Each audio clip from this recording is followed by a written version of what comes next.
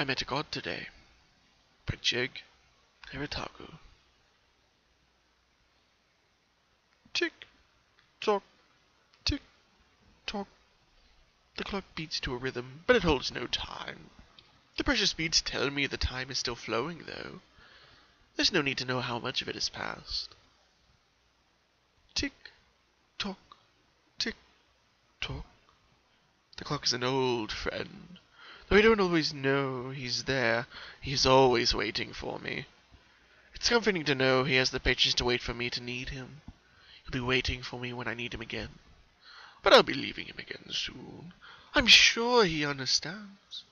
He can't help but understand. Tick tock, tick tock. I rise. It's time for me to wander. My friend will wait once more as I begin my walk. I wander away, not too far, but my desire has me moving. I walk to the forest I've known all my life. The familiar trees welcome me back to their depths. They've always felt like a second home to me. Not that my home ever felt homely. The woods were always my getaway. These woods are empty now. They used to be filled up with so many friends. They all left a long time ago, but I still visit in memory of those friends. I reach the old picnic table, wearing away with age. It's starting to rot away. No one is taking care of it in my absence, but I don't mind. The table played host to my parties before anyone knew I liked to throw parties. Balloons lay scattered around, long since deflated. Old streamers lined the trees. Confetti is scattered amongst the leaves and grass. So many parties were thrown here. So many of my friends would I invite. They loved my parties, every moment of them. This table would often become covered in the remains of a good partying day. It's been so long since I saw it repainted. That wonderfully gauzy deep red color.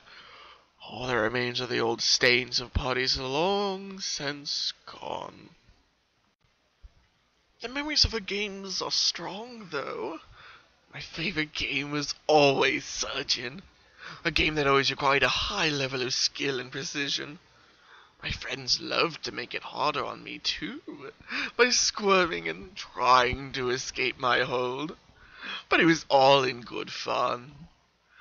I would take them apart and see what made them tick inside. Then we'd have the ingredients to make the most wonderful snacks for all our friends. Oh, my mouth still waters at the deliciously salty, though slightly bitter taste. Tick, tock, tick, tock. Time is slipping by now. I can see the clouds starting to form, and they'll be blocking Celestia's sun soon. I can tell from the formation that they're preparing for a rainstorm tonight.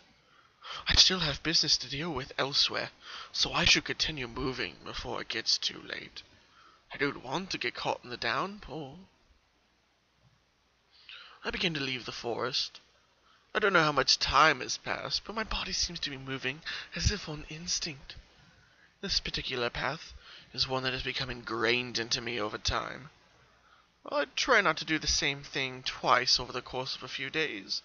This is the one thing that does not change. Leaving the forest, I soon enter a realm of empty darkness. It's been devoid of anything for as long as I can remember it. I don't know why it was made so desolate, but it seems nothing can be built here.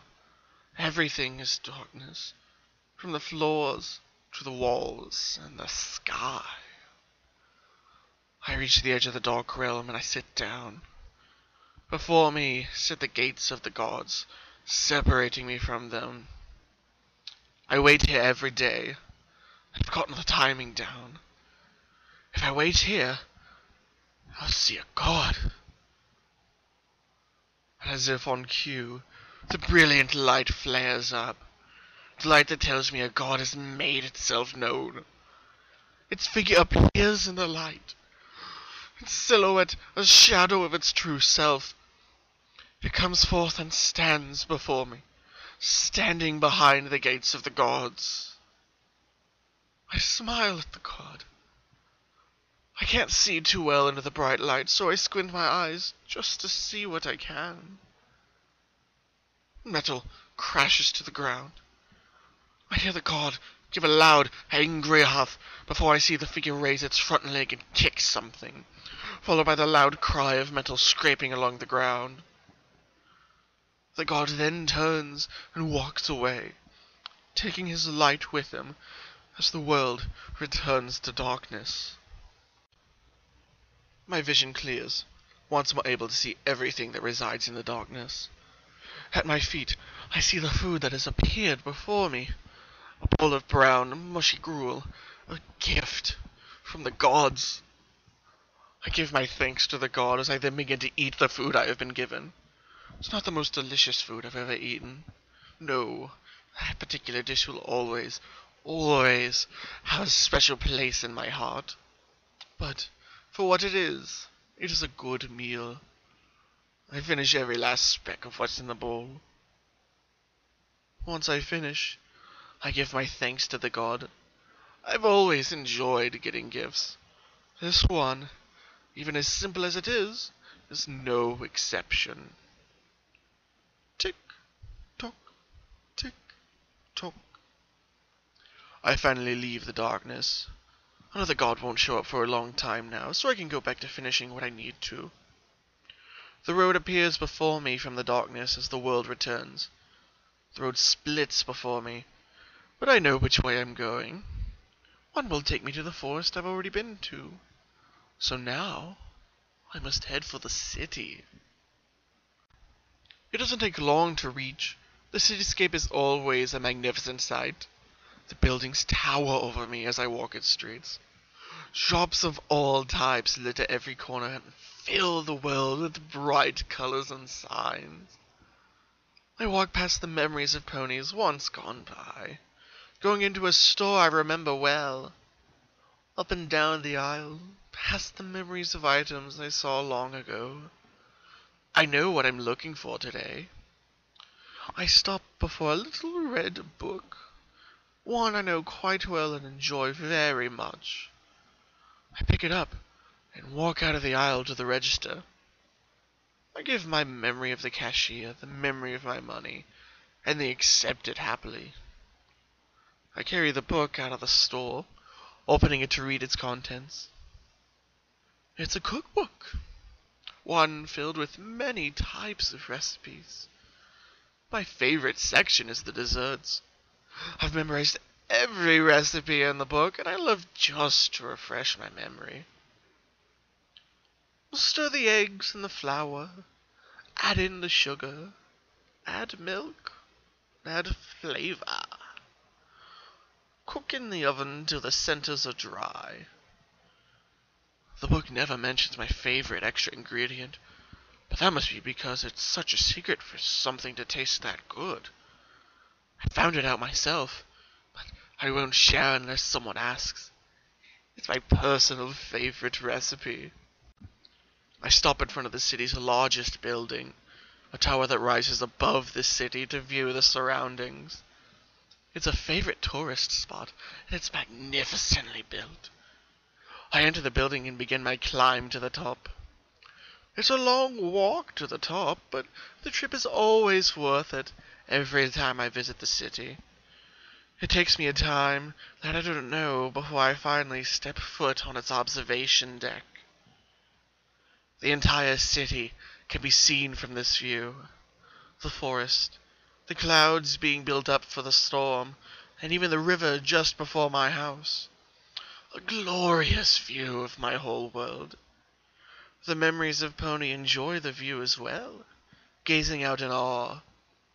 It's certainly wonderful just to spend this bit of time seeing everything.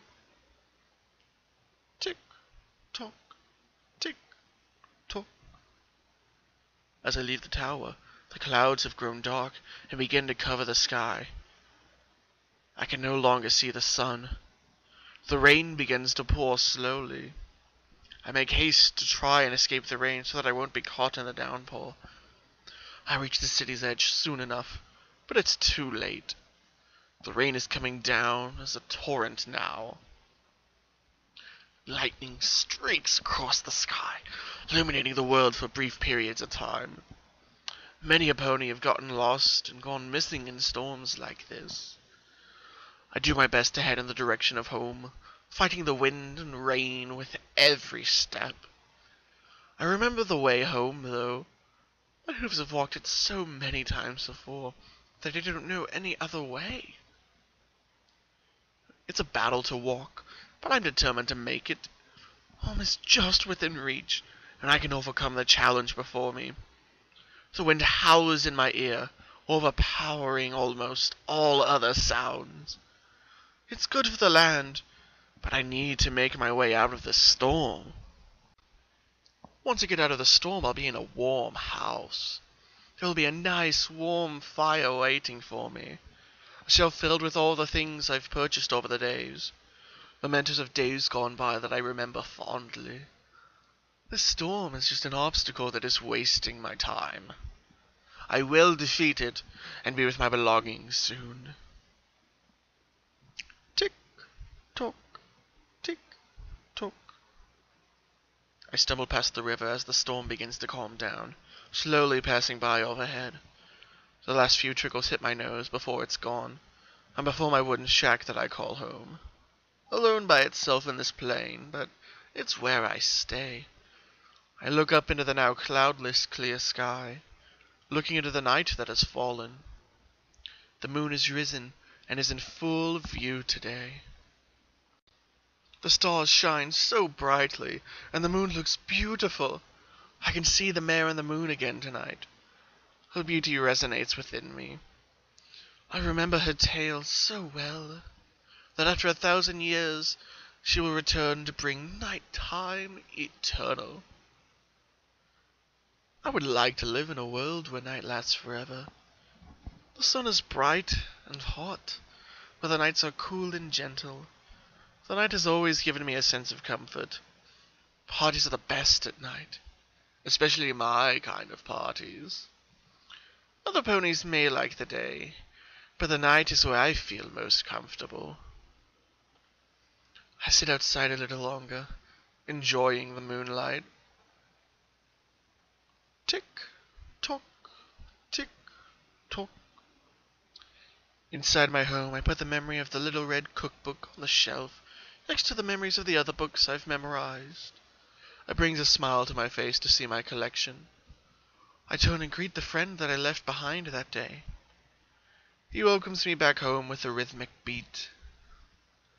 I sit by the warm fire that burns in my house, enjoying the crispy warm flames. Tomorrow is another day. I don't feel like sleeping.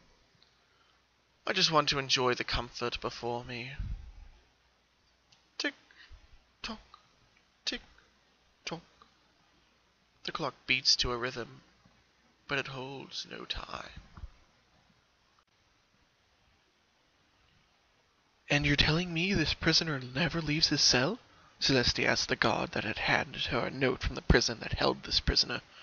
It was the yearly mental evaluation of him. Yes, Your Highness. He's also never been given any items or time outside of his cell. The gods believe that everything described in his evaluation are from the pictures he has painted on his walls in his own blood, the god explained. Oh, I see, Celestia said, not sure what to make of the letter as she rolled it back up. Your Highness, I know this is how this is going to sound, but the prison has asked for special permission to allow them to execute this prisoner. The guard hesitated to explain it. What? Celestia said in shock. They know I've strictly forbidden executions of anybody. Why would they ask me to make such an exception? The idea of accepting an execution request made her quite angry. She hadn't allowed an execution in over 400 years. Seeing any of her subjects killed made her stomach twist. Well, Your Highness, it's not just for his heinous crimes. He's convicted of foal-napping, imprisonment, cruel and unusual torture, murder, cannibalism. But not only that, he's unknown to anyone. In all his times of being imprisoned, he's never once had a visitor. Not only that, he's never revealed his name. He's only known as the Colt amongst the staff and guards. The guard turned his head as he spoke of the Colt, holding back his anger at the very thought of what he's done. He would not be missed if he was executed. Celestia stared in silence at a guard. She gritted her teeth. She knew if there was any pony that deserved death, it was that one. His crimes were the most severe that any pony born this century had ever seen. She had personally seen worse in her 1,000 years of life, but she could never convey that to her subjects. I'm sorry, but I can't accept this request. Celestia turned her head away, closing her eyes to hold back her anger. Even if he's committed murder, even if he's the most deserving of death, to kill him would make somebody else a murderer. Forgive me for allowing him to live, but I can't allow murder of any kind. As you command, Your Highness. The guard bowed to Celestia, before walking off to give the prison their answer. He left the throne room, closing the door behind him, leaving Celestia alone for the moment. Celestia let out a soft sigh as she looked up at the ceiling. There have been no wars or atrocities for several centuries now. I want to keep this peace as long as I can, even if that means leaving some alive that would be better dead. Celestia closed her eyes and thought.